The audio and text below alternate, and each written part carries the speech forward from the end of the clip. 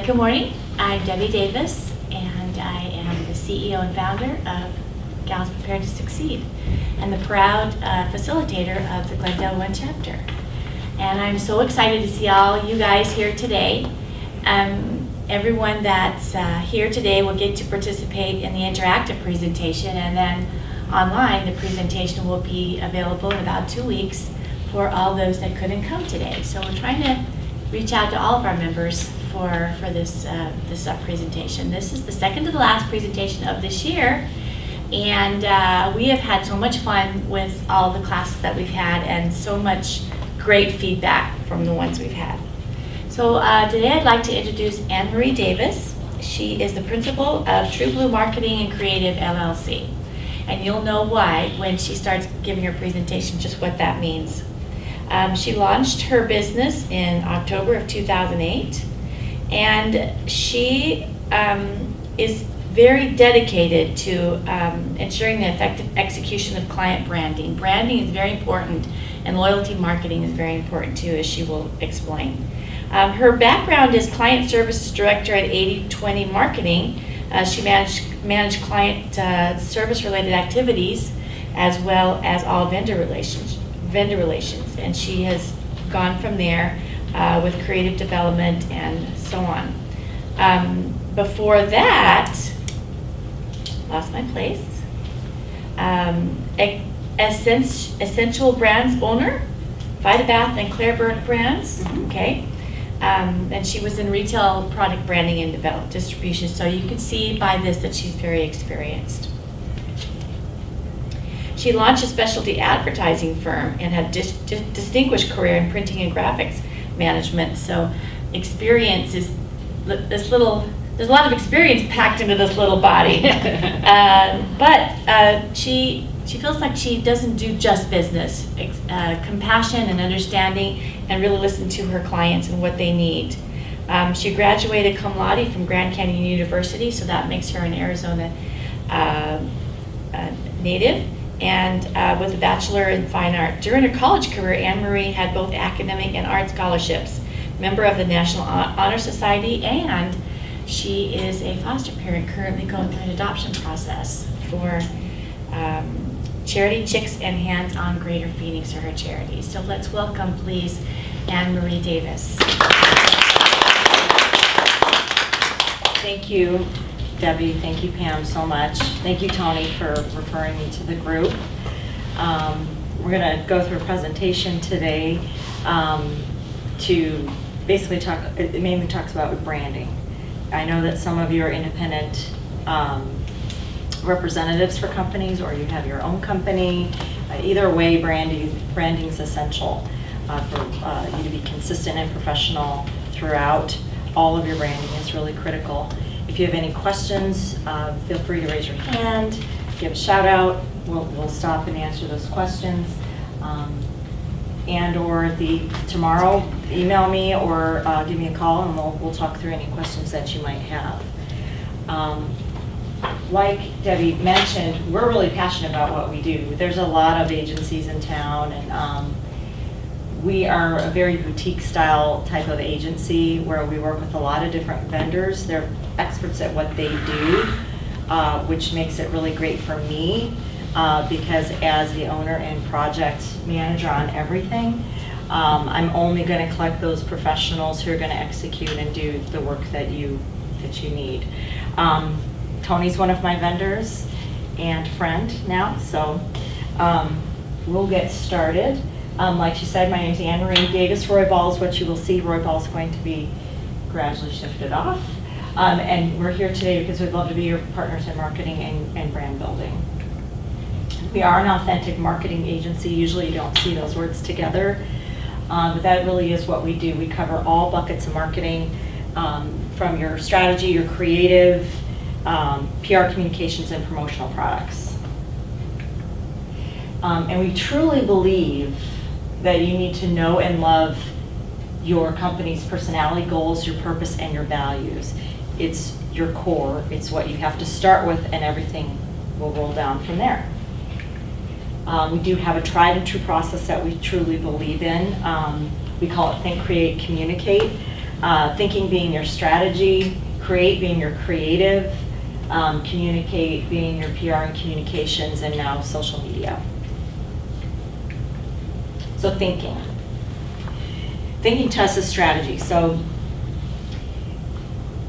if you skip this part, you're sort of a chicken with their head cut off. You know, you can make all sort of fly out of your seat decisions, waste money, time, energy, you name it. So this helps you dig deep, find out what makes your brand or company unique, and where do you want to go with that brand? Who's your consumer? Who are you targeting? So I ask you, have you done these things? These are just a few of the things we do with strategy and research, which is under our think process. Background research on the industry that you're in, or competitors that are your competitors. Do you know who your competitors are? Your mission, vision, and values. Those are benchmarks you will constantly look back on as you grow your company, as you do advertising, so that you stay true to those things and you're consistent with your brand, which will help consumers understand what your brand stands for. A marketing calendar that helps make items actionable and actually happen. You know, in that you'll assign people in charge of that project, so it gives people they're actionable. They're going to make it happen. A strategic marketing plan is usually how this starts. So to take one of those items, a strategic marketing plan not only identifies your customer, it's going to tell us how to satisfy your customer and how do you retain that customer. It's a compass for all of your marketing efforts. It all starts there and it all trickles down from there. It's also I'm sorry, I got a little ahead of myself. It's also an annual thing for a lot of companies, and it shows their potentials, which you're currently doing, but it shows where you potentially could go, the potential markets you could be in, and things of that nature. It shows your short-term and your long-term goals, so it's all mapped out for you. And then it lists your tactics, which are your action items. And then again, it might assign a hero to, like, let's say there's website on there. I might have, okay, Tony, I need to get her, you know, this information by this date, and it makes it actionable, it makes it actually happen.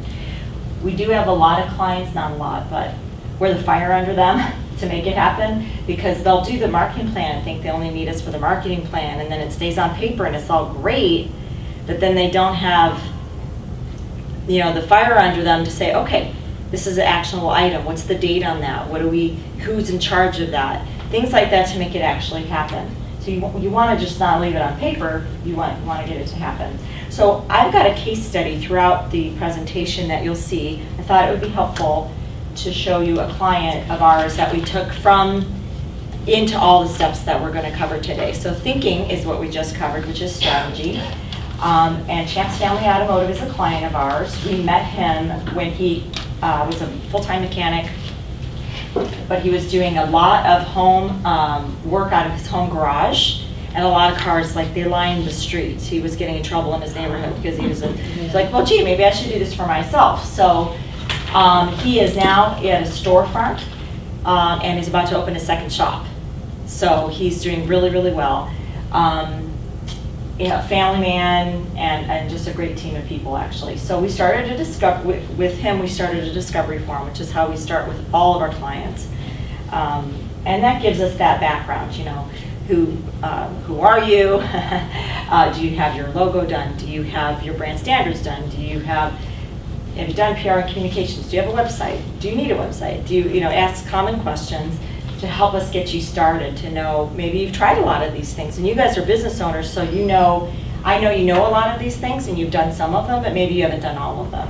So this covers and asks some really key questions to help us along the process with you. We've worked on that form very hard, so we think it's pretty precise. From there, we did his marketing plan. And then from there, we did his marketing calendar. The plan plans out everything, and then the calendar is a calendar. So it'll say, okay, come August, we need these things done, here are the dates. So, a quick question about that. Do you find that you review the plan every year and you adjust it, or how do you Because I'm sure you start with a plan, but things probably change based on, Well, they do, and it depends on the company. Ideally, yes. Realistically, no. Small businesses just don't. Like, hey, got my marketing plan, good to go, right? So what we try to do is for small businesses, a lot of time that marketing plan might be massive because they have all these actionable items they want to do, and they're great, but it's not real because you're not really going to do all that. It's Right. not, a year's not that long. So we're lucky, we try to have them focus on their top 3, and because then it's actionable, it's doable, and they don't get overwhelmed. So their marketing plan often turns into like a 3 to 5 year plan, and that's fine. And then of course you have to tweak it because like for Champ, who knew he'd have another location? He couldn't have dreamed that. So, because he struggled to get financing for the first one. So there's no way that in a year and a half, we could have thought that he would be opening a second one. So see, it changes, it will evolve. But we've got so much laid out in that we're good to go. I mean, we know what we need to do and all of his core things are done. So we'll just minorly tweak that. We don't have to reinvent, the wheel and to go through the whole process again. Which is great for small business too, because you paid that initial fee to get it done initially, so you just have to massage it as time goes on. And then the calendar definitely will change every year. yeah. Because, it's, you meant to get I don't know about you, but my stuff on my calendar moves, especially if it's my own company stuff. And Tony knows that I do that. Because you've got other people you're taking care of and other things, so that yours is kind of last. So his is definitely like that. But we keep him on track with stuff like that, and that's what we're here for. So this is his storefront and his signage. And you designed his signage? We did, and I'm going to go over that and how we did that. Okay. So that first bucket of marketing, which was the thinking, shows you that we had to lay it all out. We had to understand his business, where he wanted to go. Even though he was a mechanic, he's gas and diesel. He wanted to be family oriented. Integrity was a big part of his, his branding. There are certain things that we needed to take into the creative process to breathe life into his brand from there. So to us, create is the next step in the process, creating life into your brand or your company, developing a cohesive voice, unified look and feel. That's so critical to happen, and you need to take time to do that so that you appear professional, and it goes on all platforms, knowing that you're going to have your logo and identity in print, online, on a mobile device probably. You need it to work on all platforms. So I asked you, have you done these things? Do you have brand standards for your branding and your company? Do you know what those are? Do you have your logo designed? Do you have a website? Do you need a website? Are you doing advertising on print and in web? Have you defined your brand attributes? I'm going to focus on the brand attributes here. Brand attributes, and this we do a lot of this, and we get really excited about this because we have a real passion for it, because we really believe it all starts here. We tend to, just as human beings, assign human attributes to almost everything. And consumers rely on that because they understand best being human. And we all tend to do that.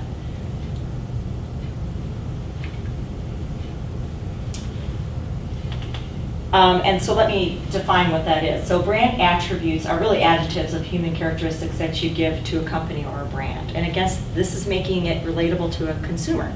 You need them to know you and relate to you, makes them want to hire you, probably. Mm-hmm. Because personality makes you stand out from a crowd. Consumers still buy from who they like and trust. So if they don't know your personality, which are your brand attributes, how can they know who you are, right?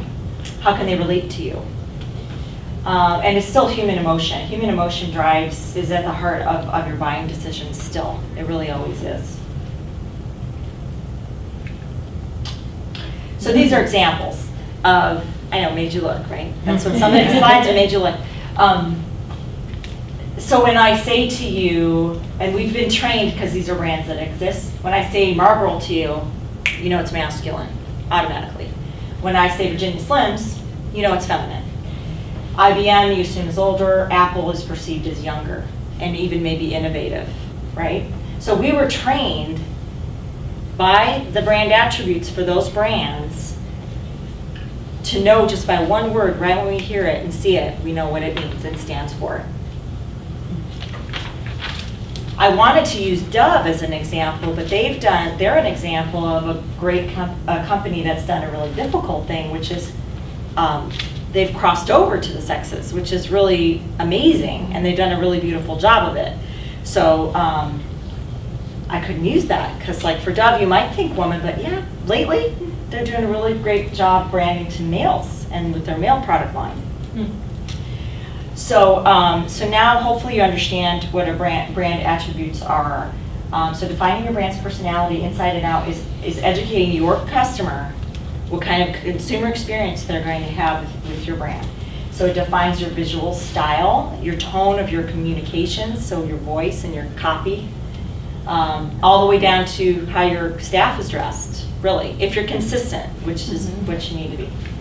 So here's a client of ours, Morehart Air Conditioning Heating. We did everything for them soup to nuts. So we created their logo for them, which is up here, Morehart Air Conditioning and Heating.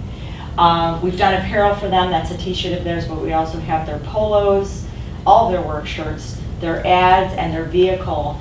But hopefully you're seeing how it's consistent, and there's no doubt that that ties together, then you know it's that company.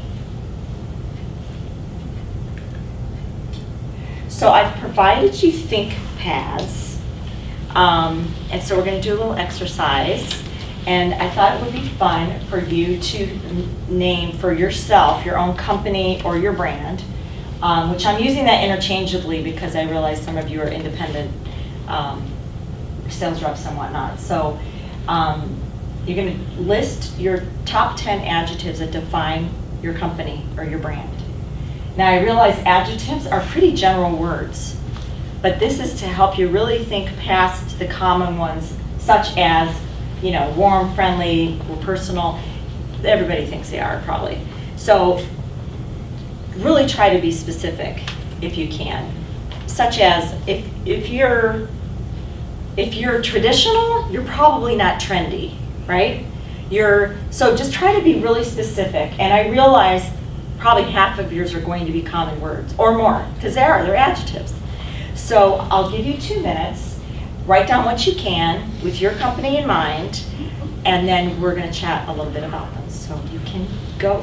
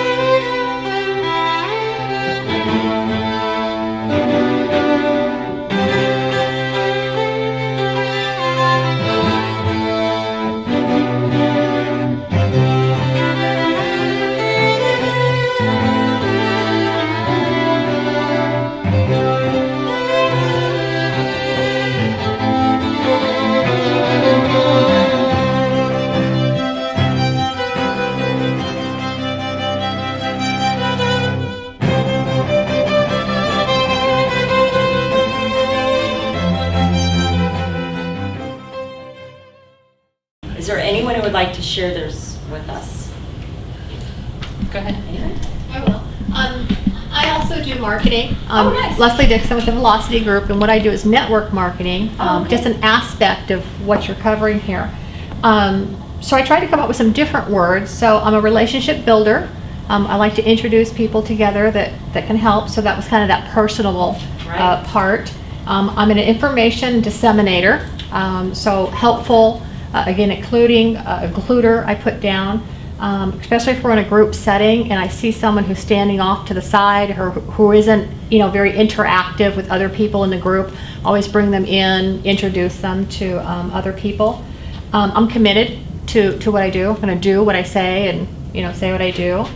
I'm a problem solver, and I like to think that I think about the ideas and come at it from different aspects.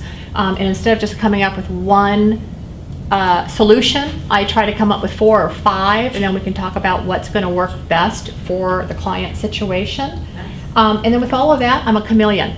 I try to bring on the personality of the person I'm talking to, because if you're talking to somebody who's very laid back and easygoing, then I'm like that. But if I'm talking to somebody who's more business oriented and wants the facts and just the facts, ma'am, then I come across that way. So I try to reflect who I'm talking to.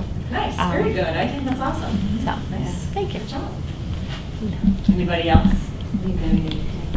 I did. Okay. Are you Meryl Norman, or are you, I'm sorry, Meryl Norman. Oh my gosh, I blew it again. Oh my goodness. I'm so sorry, I'll just be quiet. Go ahead, I'm sorry. Okay, our company's Mary Kay. Got it. Okay. The first thing that came to my mind was faith-based, on-trend products, quality, because that's what we focus on, caring, inclusiveness, communication, strong communication, connections, like Leslie said, building strong connections with our customers and our team. Exceptional, because I feel like it's a step above many of the companies that are out there. Relationship oriented, extremely relationship oriented, because it's pretty much heart-based marketing, and that's I didn't get 10. But No, those are great. I think those are my great. basics. I think those are great. Anybody else want to share? Sure. I work in the insurance industry with life, health, Okay. and also retirement, independent broker. My name's Nadine Homeyer, and some of the things that I thought of were diligent, resourceful, one-stop shop, personal, a relationship builder, and definitely exceptional resources. Nice. So just a few. Nice. I was like trying to describe They're insurance. all huh? good though, and it's kind of, I see a trend when everyone's kind of, Right, and see, a lot of them are common, so they don't tell me really what the industry you're in, but you would use these words then to develop, I mean, these are the core, this is what you start with. And in the end, ideally, to me, and everybody does this differently, but you would probably have 3 of them that are sort of your brand pillars. And those are things that you always look back at and you're like, but am I being, relationship oriented? That is one of our core values, and this is what it, brings you back to your brand. This is what we're about. So those top 3, which would take a lot of massaging, right? Because there's a lot that make up you and your brand and your company. But you would want to stick to those 3 core pillars, because it'll always remind you and keep you consistent in a consumer's eyes. Because you're going to do it all the way, like I said, from your visual, your tone, and what you're wearing even. You know what I'm saying? So, I mean, would you say also that a company that has been branded with these kinds of attributes would attract people that are looking for that? Because that's their personal beliefs and attributes, and so that. I do, but I also think that, like, for you, they have established branding, they have established brand attributes and all of that. But there's got to be personal branding you do, because why would I buy from you and Mary Kay and not someone else who sells Mary Kay? There's a reason, because that comes in, then you're personally branding. Okay. And you need to do that, because, so you go through the same process. Right. You'll still go through the think, create, communicate, because you really need to think, okay, I'm personally branding myself. How am I going to do this when there's already these existing brand standards and whatnot? Everyone gets what that brand is, thank God, right? And you have probably all these great sales tools to use. But why am I going to buy from you? And that's what you would work on. Sorry. No, that's okay. So I thought about, I had a little advantage because I knew this was coming up. So she cheated. Yes, I mean, I thought about it. So some of the things, some of the standards, because I'm a life coach, career transition coach. So things like motivational, supportive, those kind of things, intuitive, I think you'd all expect to hear those words from me. But I would also add things like the philosophy of my approach is that I don't believe in mistakes or problems. I think that everyone comes with their background and there's great opportunities for us to figure it out. So no mistakes, no problems, and that this is all, what I do is all about you, not about me. Right, there's no wrong answers. So I would be interested to know how you take that and, those are not even 2 words, those are 1, 2, 3, 4 words Right. in each one. So you can see, everyone can see how there's homework to this. It's Yeah. not that easy, but you can see why they're really important. Because that it's almost, and again, they're human attributes. So what distinguishes you from her? There's a lot of different attributes. So for me to know as a consumer and relate to you, I need to know what they are. And it needs to be obvious. And it can't be too detailed, because I don't read anymore, because we don't read. So it's got to be really obvious. Give me your top 3. What makes you you? What is it? So it needs to be really obvious, because then I'm going to relate to you, then I'm going to buy from you. And Anne Marie, I'm sorry, I guess I'm guessing that you're going to explain, so taking those attributes, how do you relay that in an advertising, if somebody says I'm caring, how do you portray that? Again, going back to the Apple and stuff, yeah, I see their commercials, they can spend millions of dollars on commercials, but for us small businesses, how do we relay those? Because I consider myself to be a protective person of my clients. I want them to protect their business asset, which is their Right. website. Right. How do I relay that versus just telling them, I want you to protect your assets? How do I Right. relay that in everything that I say, do, and print and everything that I Right. do? Well, again, it's going to be in those keywords, but then it's going to go into your creative, which is our next process. Okay. So in those marks, colors, graphics, all those visuals, you're confirming that. Okay. You're reminding of what that is. So that is a really good segue. Thank you, Tony. So with these attributes, there's some homework. If you wanted to explore this further, because whatever you wrote down today is probably who you are today and probably how you see things. But maybe answer them also where you want them to be. So your future, what would the future adjectives be? Because that's what you're striving for. So you might list them that way. You might also repeat the exercise with a competitor in mind.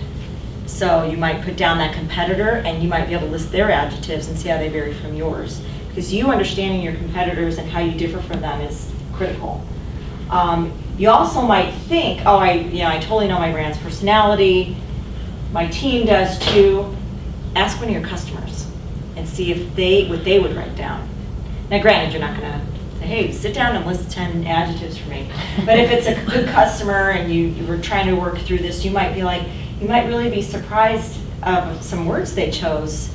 That, oh, I didn't know we conveyed ourselves that way or our brand looked that way. So that could be really beneficial to do. So back to our case study, I can't drive home enough the importance of a well-planned identity, because the identity you have is what is your compass for everything. It will roll out into everything you do. And once it's established, all that hard work, everything else is easier to do too, because it all makes sense. You always go back to that identity.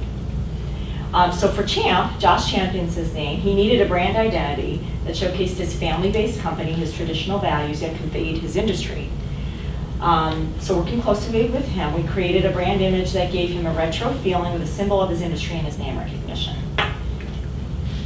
And how we did this at first was after his discovery form, we went through all the think process. We did his brand standards. And for us, this is really imperative to corporate identity, which includes your logo and things.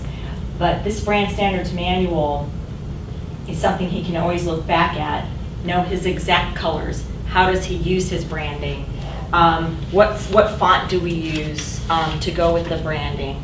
And let's say he sold his company. This would go with them because they could reflect on it and go, okay, we're true to these standards, and if I'm true to these standards, we don't use purple, that's not our color, something obvious like that. But so this is a sample of one, only because on the PowerPoint it was a little more difficult to show. If you want to flip through that, that's a sample of what we do for a brand standards manual. So it'll show it'll call out his logo, how it's used, his icon, how's it used, his exact colors, the fonts that you use with it, things like that. So if it comes time to where Tony's then going to do a website for him, I can hand those brand standards over for her so she knows exactly what to follow and to be true to it. It's just not, red, it's like, PMS 032. You know what I mean? It gets really exact, which is important for consistency. So here's where he started, which was great. I mean, it told you what he did, basically. I mean, the truck. Family automotive was something he always used, which I think was really great because he very much wants it to be family oriented and family. And there's also another Champs Automotive. So it was important that he had another differentiator in there. So that was the front and back of his card before, and then we did his corporate identity package, and this is how his business card looks right now. We did add on a complementary color, the little pop of the yellow, and his icon and his full logo.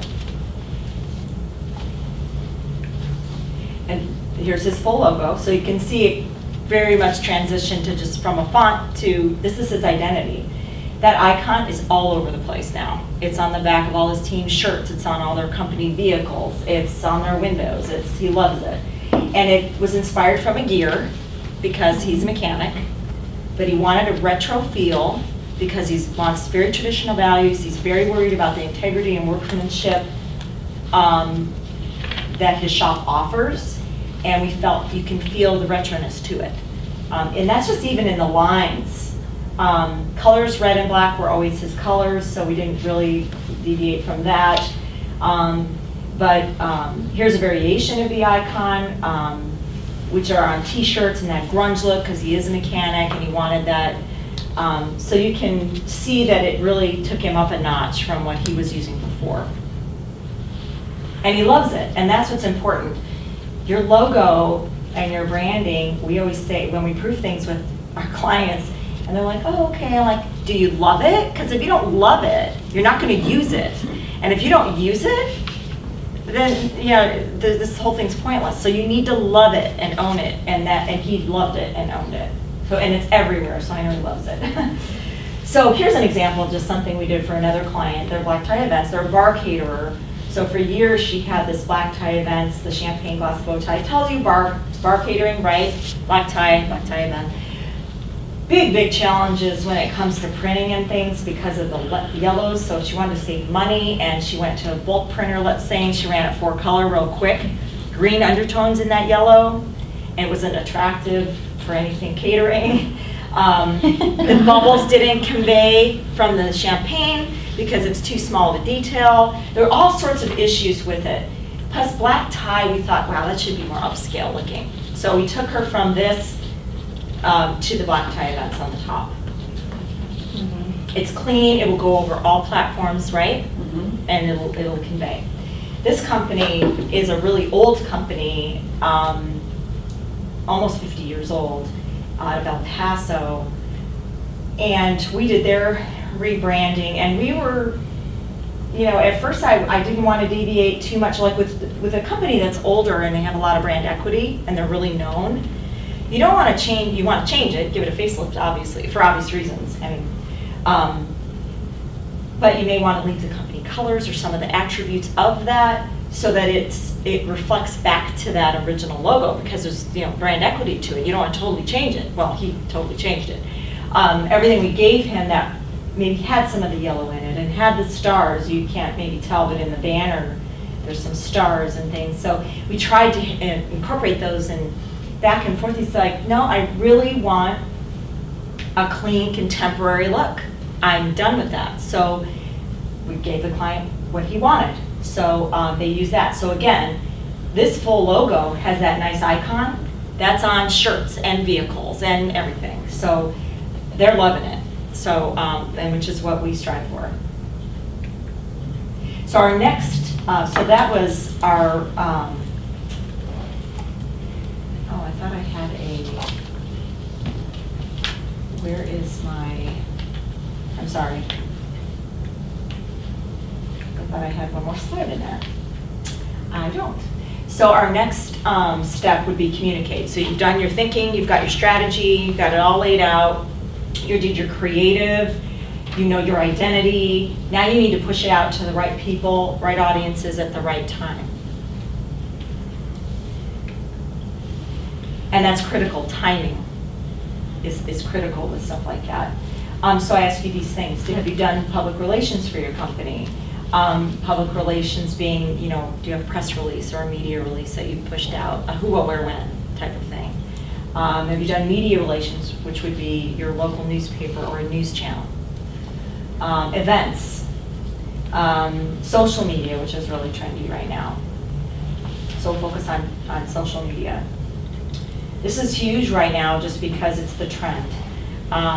There's so many of them that I always tell my clients to focus on what's the most popular and where most people are going. There's so many. Don't worry about doing a million of them. Pick maybe your top 3 and go for it.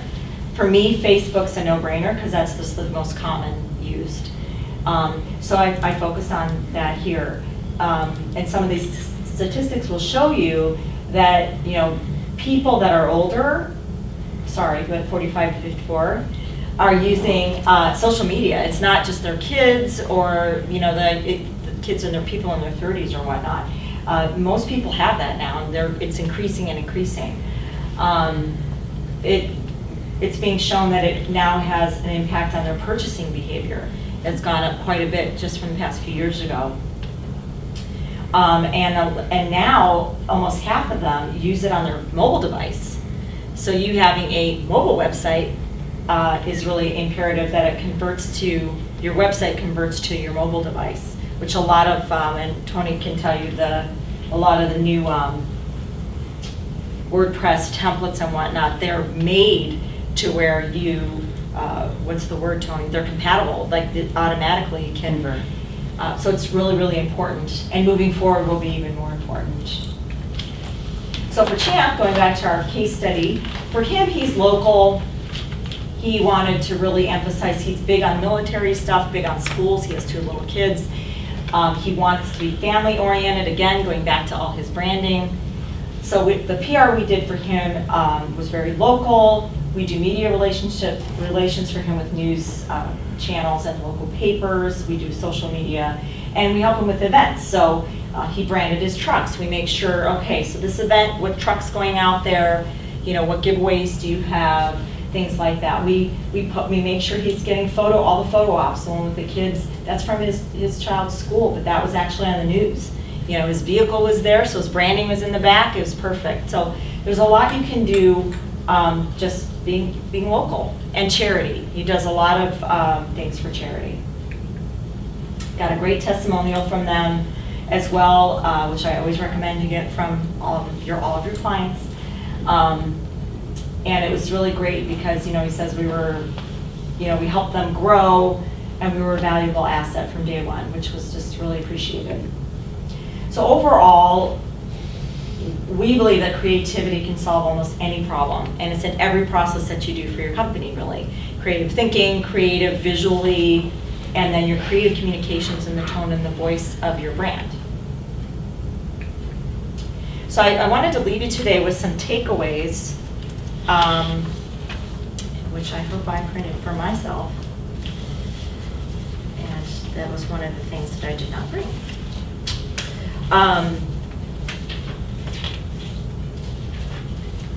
Which, let's see, sorry. Which really we covered throughout, but these are actionable things you can do for yourself. If you can't, not everybody can, you know, hire a company like us to do these things for you. And it's nice to, as a small business owner, you wear a lot of hats, and I'm sure you've done many of these things already.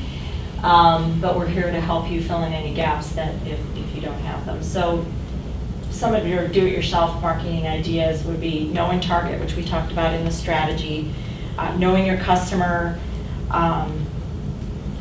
and target your marketing, because otherwise you're wasting your time and your money. Everyone is not your customer. Plan and calendar. So this is your strategy, your marketing plan. Know your mission, vision, and values. Here that will help you because then it calls out your key result areas of what you need to do. Your calendar will plan out those efforts so that it actually might happen because it's in your calendar. Hit and track. That would be tracking your marketing efforts as well as you can. That's a big challenge for everybody, including agencies. That's still hard, but you can code your ads so that if you put that out on the web and use this promotion code, you know where it came from. Multiple phone numbers. You can have a special phone number dedicated to that promotion, a special URL. Even just verbally, how did you hear about us? And you taking down that information. That's so critical because then you're going to know out of the money you're spending for your marketing and advertising, what's working. And that's really hard to know. Explore technology, but for us, I feel like, as a small business owner myself, I just do the basic things that I know are just going to be the most effective because technology you could go crazy with, right? So, get listed, maybe do a newsletter, speak at an event, network, things like that. It's pretty easy and it's free.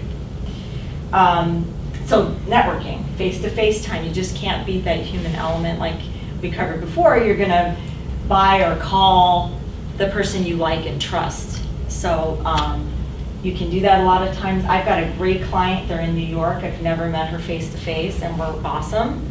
But it would be better if we could meet, So, but,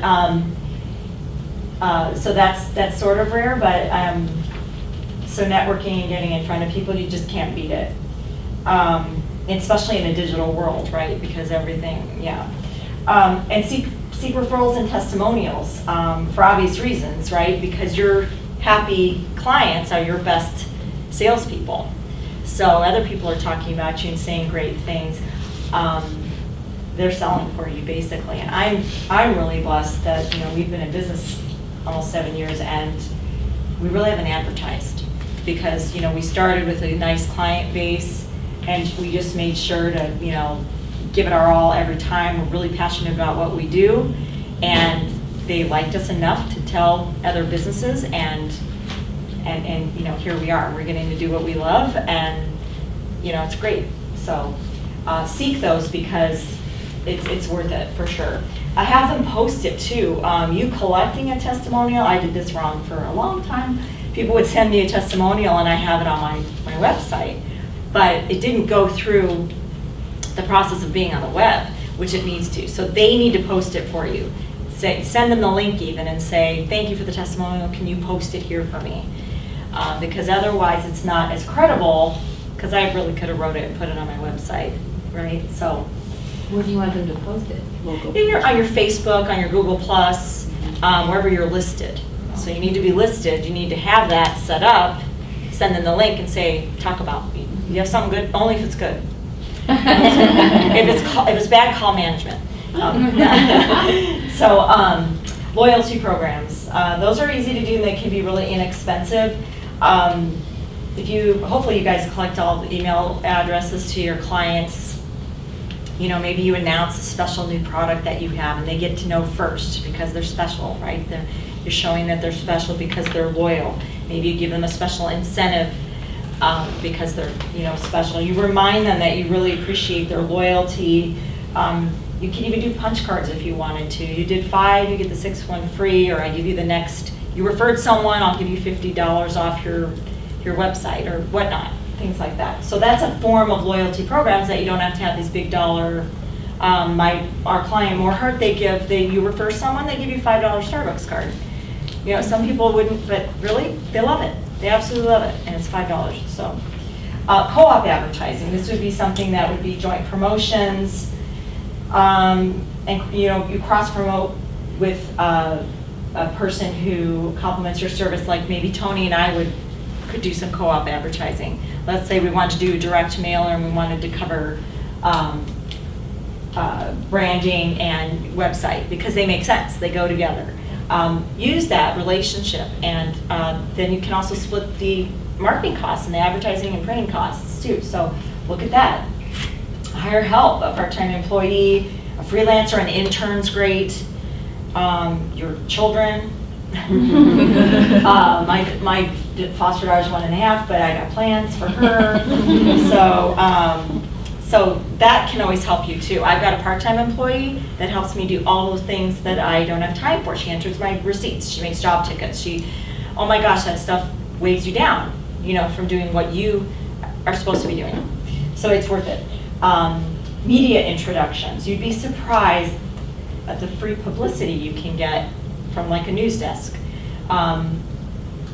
You don't have to have a professional, of course I prefer you have a professional PR person, but you don't have to have one. If you want to get, let's say you're doing an event and you're hoping that there will be some news media that could cover it, call the news desk, Channel 12, call the news desk, send them a little media brief saying the who, what, where, when.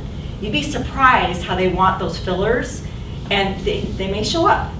It's less and less now, only because everybody's cut their staff and they cut the cameras that go out and all of that, but you never know. They do filler stuff all the time, and you have really just as much of a chance as a professional PR person if you've got it written right. And we can help you with that too. Invite potential customers. Piggyback off of something you're doing. This might not be a great example, but I have a client that is a DUI attorney. And I get invited to a bar catering event every year that has parties, right? Now, wait a second though, it made sense for him because he actually does want to be proactive, and he hands out things that this is the law. So mind this, if you need a DUI attorney because you're running parties, it does make sense. So it was a little different for me, but I'm like, okay, I'm going to this event, and they're all caterers, they are bar caterers, they are party planners in the valley, and it's massive. I mean, it was massive. I invited him to go. He was a new client. I didn't get a lot of one-on-one time with him, and I knew he wanted to meet people in the industry more. So we went, he got to mingle, and so I invited a potential customer to go to an event with me. So it might be not a great example. We could edit that if it's not, good. But that it was real, and that's right. You're right. And he appreciated. I thought of him, invited him. It was free for him, and it worked for him. So, and then of course, always be professional. I really get to know my clients really well, which I love that about my job. But I really always try to maintain a sense of professionalism in how I look, even if I'm dropping something off. How I am on the phone, how I am on email, or delivering any kind of projects or bills or anything. I try to be very, very professional all the time. I rather them look at me and say, geez, you're so dressed up, or gosh, relax, right? But I've always got that little edge, and I think it's really important because then they always take you seriously, and I know that you're the professional. So thank you very much for everything today, and does anyone have any questions? Because I am able to take them if you are about the presentation. Yes. Coming from that, I'm a broker with so many different insurance carriers. How do you, being a broker, but you're representing all of these carriers, how did you create uniqueness? Yeah, that's a big challenge, but you're going to do personal branding because they're buying from you. So you're going to need to work on that. But that's great. That's really great because that's really a lot of what I do because we're like a boutique, right? I have contractors in every industry you can think of. And I make sure that I have a few because in case something goes wrong, I've got my core people that I like and trust, and I really only want to work with people I like and trust. But if you call me and you need something that's a little different, I'm going to go find that for you. But why did you call me? Because you know I'm going to do that for you. You know I'm going to do it. And that's why people come to me. So that's what you need to work on because you're personally branding yourself. Because you're offering something that, but I'm going to you because I know and like you and I trust you to get me the best rate or show me the most options. Even when you work out of your home, because I see most of the clients have storefronts. For me, also working out of home, I was like, I don't want to go into a storefront. I Right. want to stay small and unique Right? and personable. And there's no need, they don't even need to know where your office is. Okay. I run a home office. Okay. No one needs to even know that. Okay. So it's definitely just branding for yourself. Because I think that you're right. It's important that people see you, why you stand out above. And I think one of the things that you said earlier was like, what is your personality like? And I thought, enthusiasm. It doesn't care what I do. I just get excited about it. And what can I do to serve you at a higher level? Perfect. So Nice. You want to take them to that higher level. I So you're think gonna- that I'm sorry. No. I think that one of the things that she mentioned, that she wants to work out of her home, and she has all these other companies, but people are attracted to you for you. A lot of times before they even know what you do. You know what I mean? They are attracted to you because you're open, you're warm, you're friendly, you're generous, you're kind. And so they come to you, and what you do and can do for them in their business or the product that you have is a bonus. Right, and you might even ask people what they kind of think of, you know, if you had to name one adjective, like if, let's say you asked your daughter or something, what's one adjective that sums me up to you? It'd be interesting to hear, right, but you probably already know it. But, or a customer, what's one adjective that sounds like what I, you know, why do you do things for me? I ask, you know, clients for me will be like, you'll get it done. And I'm like, well, I love that. Okay, perfect. Because I might not know everything, because I can't possibly, especially marketing, there's so many buckets in marketing. Things are ever changing, ever evolving. So I have very qualified, you know, professionals that I use that are perfect at what they do. But my clients, no, I'm going to get it done and figured out for them. You know, I may not be the lowest priced. I know we probably are, but we try to stay in the middle. They don't care. They're going to go to us because they know we got it done and that they loved what they saw. So for you, you have to grow that. To find your niche. Yeah. What makes you unique? Even if you were a business, what makes you unique? Can I try to answer a little bit of that for you? Because I actually have a client who is an independent insurance agent. She's based out of Scottsdale. I live in Buckeye. So how am I going to network for her when she's in Scottsdale? Do I have to go to Scottsdale every day? She says no. She goes, my biggest clients are in Florida. She hasn't met them. But she found her niche, which is assisted living, independent living, apartment complexes, and churches. And even though she can cover all insurances like you do in financial advising, she picked an area that she focused in and learned specifically, and that's what I market for her. So find where your passion is at with all the elements of the insurance and go after that market like she has done with, and she calls it a boutique. So you kind of look at it the same way, because you probably do home, life, business policies. I mean, I can go on and on. There's so many different avenues of insurance. But there's probably something, do you focus on one more than the other? Well, right now it's on mortgage protection and final expense. And that's a big one for people out there that want to make Especially for sure this area. Yeah. that those two things Right, are so taken care of. maybe you promoted that, maybe that's what you're promoting right now. In 2 years, it might be retirement, right? But you have it all at your, you know, your arsenal. What are you leading with? Like for us, we're, you know, like I said, marketing is such a big umbrella. There's so many things. But we're a creative house, really. I mean, so we definitely thrive in that. So if we were to advertise, I'd have to say I probably would lead with that. I might have other bullet points because we know the other stuff, and I've got perfect vendors for all the other stuff. But they may be lower on the, I know what we do best, like straight away. And collect testimonials, like we talked about, because those people talking about you and what you did for them, especially in that industry, they're going to sell it for you to other people. Like, oh, because that's a trust thing. They trusted you and you got them what they needed. Well, they already know and trust her. I'll go with her because there's so many to pick from. But look how they So I would use that for sure. Do you have a website or like a web page at least? No, I haven't created anything. I'm in the process of just doing all of that. Yeah. And I have a magazine that I'm putting my information on that's going to go out to all my clients. And I'm investing a lot in that magazine, so that's what that headshot's going to go on. So I'm pretty excited. Nice. Right, well, you want a little cocktail though, right? So you're gonna do a little printing, do a little electronic, because everyone's inundated with digital, I know, but you need to have the different platforms and see what works for you. Instead of dumping all your money into one thing, gee, did it go work? I would recommend doing a little bit of everything.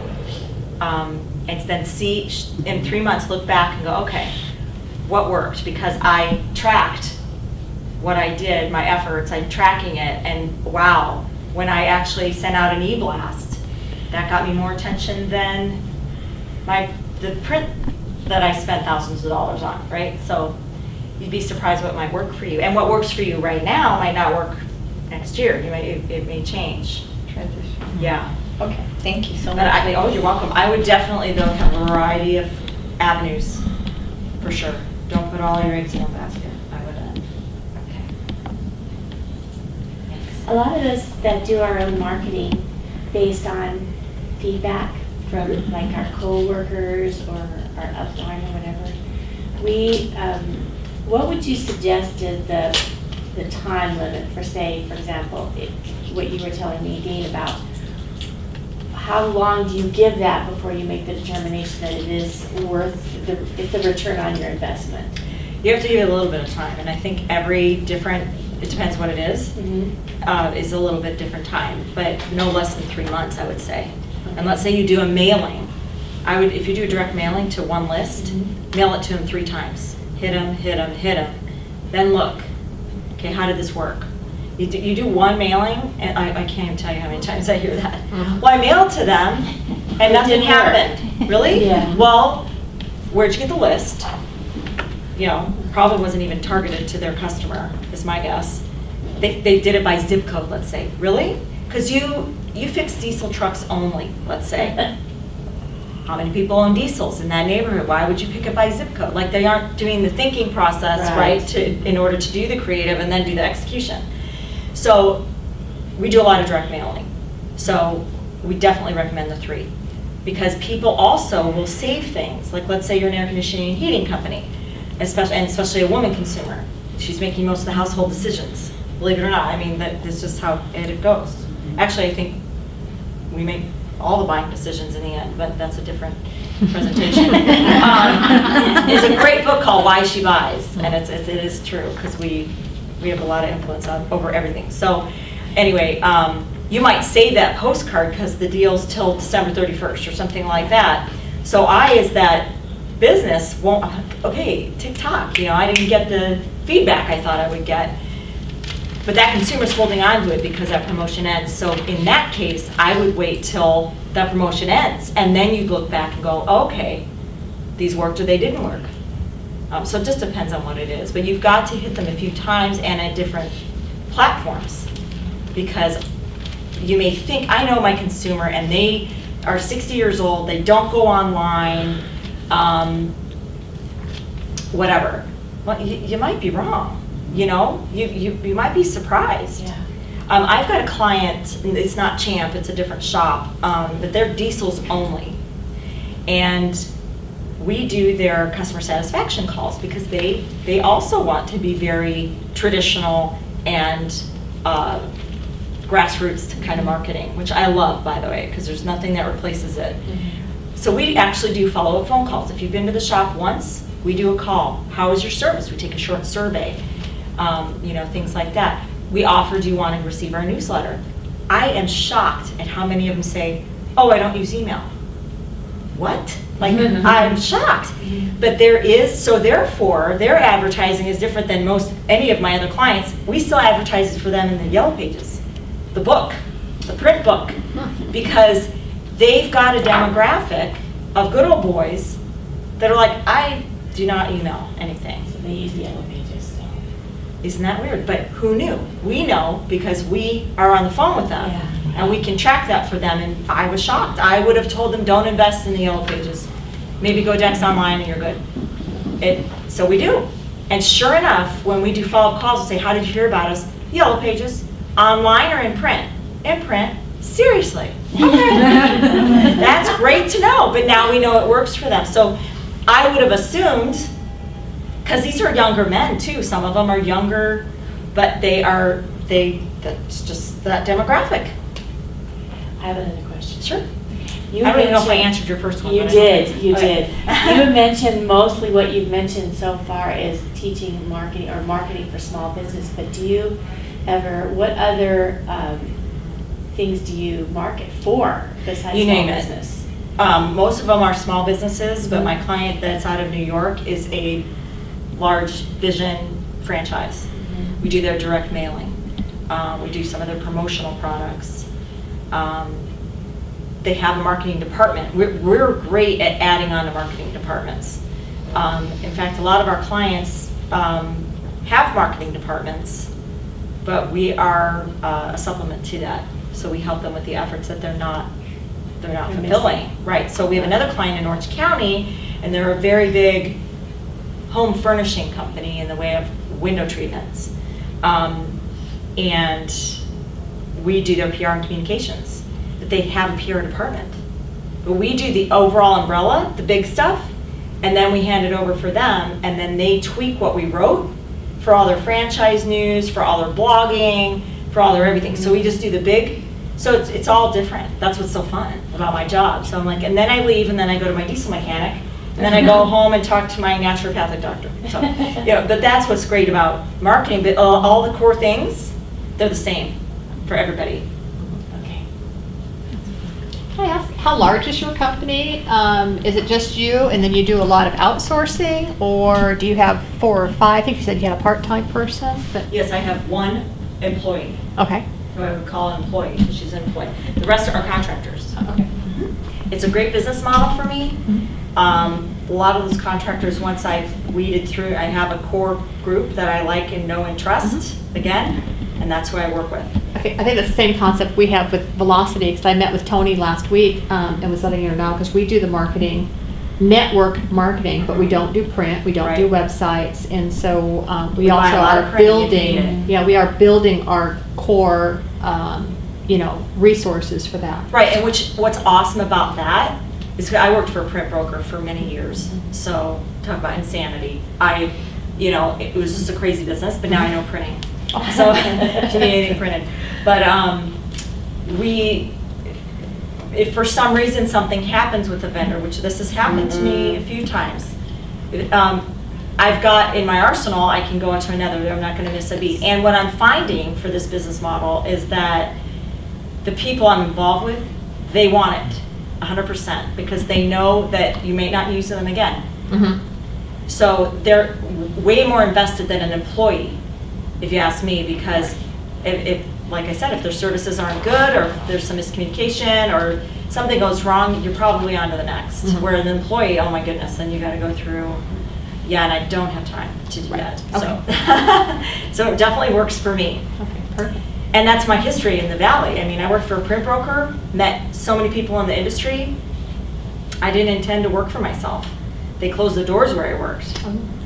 And at the same time was going through personal, oh God, what's happening to everything in my world, looking for a job then. Can you give me a project? I knew a lot of people in the Valley. It's like, I need a job. They gave me a project. Okay, great, thanks for the project, but I need a job. And this went on, and I'm like, I better just do a little, LLC so I could bill people instead of having Anne Marie on the, Mhm. And then sure enough, I did not have time to look for a job. And then it became what it is. So I felt like, okay, maybe this is my calling, this is what I'm supposed to do. And it's been really awesome. There's ups and downs to everything, but I mean, it's really awesome. And now that I'm a foster parent too, it gives me more flexibility for her. So if I'm, answering your email at 8 o'clock at night, it's okay, because, or 5 in the morning. Right. She kind of runs my schedule. So, yeah. So. I have the opposite. I have the mother, instead of the daughter. I have the mother. Yeah, I've so kind of got same both thing. kind of coming up, going on. They're both starting to, so, anyway, I'm sorry. That's okay. What do you think about Yelp? I hate Yelp. I'm so sorry, but I totally hate them. But So I'm like, you asked, so.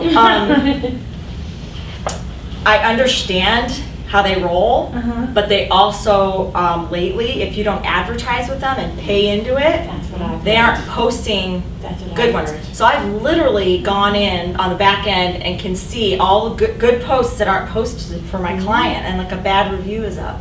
And I'll go out of my mind. Can I get customer service there? No. Can I change that? No. The only thing that can happen is your client responds to it timely and professionally. That's all that can happen.